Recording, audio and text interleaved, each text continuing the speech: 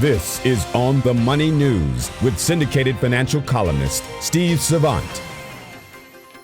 From Black Friday to New Year's Eve, America's increased their credit card debt and home equity loans to pay for the holidays. Now the number one New Year's resolution for 2016, getting out of debt by going on a spending diet. But the biggest trend in debt among baby boomers is maintaining a home mortgage during their retirement. Financial advisors warn that this new trend could have serious lifestyle consequences for seniors. With me today is nationally recognized retirement expert Tom Hegman. Tom is a best-selling author with 2 retirement books entitled Don't Worry, Retire Happy and Paychecks and Playchecks.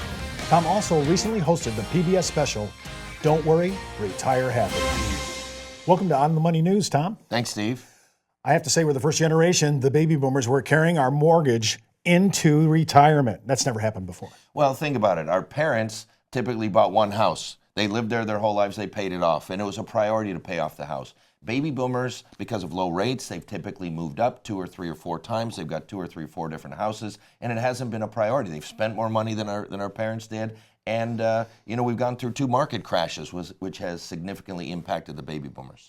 Well, when I'm thinking about carrying a mortgage into retirement, what are the risks of doing that? Well, the risks are that you become injured, you become sick, that there's not the money to pay it, or that you're trying to retire and you don't have enough income. And so you've got to make sure you've got adequate income in retirement.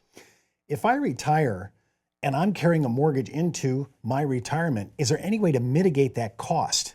Well, some of the things are you could pay your mortgage, simple things, pay your mortgage twice a month instead of once a month. How many years does that actually take? That can cut off a few years. If you're earning more, you could do a 15-year mortgage instead of a 30-year mortgage. You could just send extra money into your principal. There's several things you can do. Refinance to a lower interest rate if you're able to.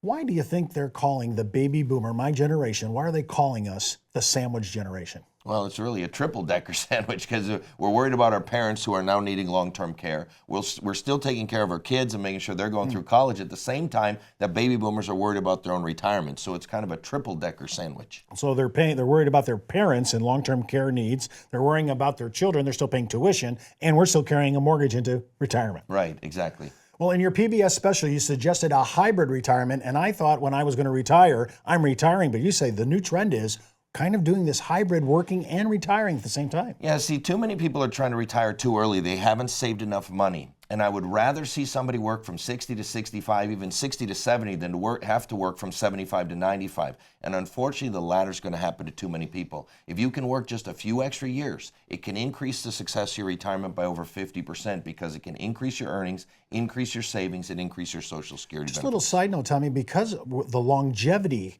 of Americans now is moving up the line. I mean, we're talking 85, 90, 95. Yeah. We may need to do it a hybrid just to pay for those extra years. Yeah, and I think a lot of people want to. Brain scientists say how important it is to stay mentally engaged.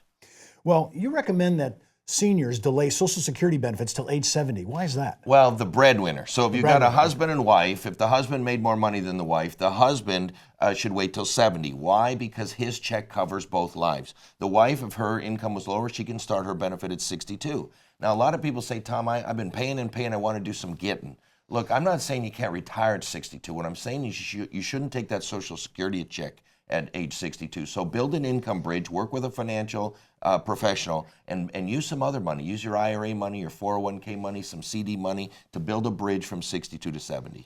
I find it shocking, Tommy, that a third of all the baby boomers do not have a retirement plan. Why is this so important? It's a foundational plan in my public TV special. You got to have a plan. How can you get anywhere if you don't have a roadmap or a plan of how to get there? And with that, I say you got to use a financial professional. Retirement is not a do-it-yourself project. Well, for more information on how to manage your debt, just go to onthemoneynews.com and fill out a request form right on the homepage. You've been watching On the Money News with syndicated financial columnist Steve Savant.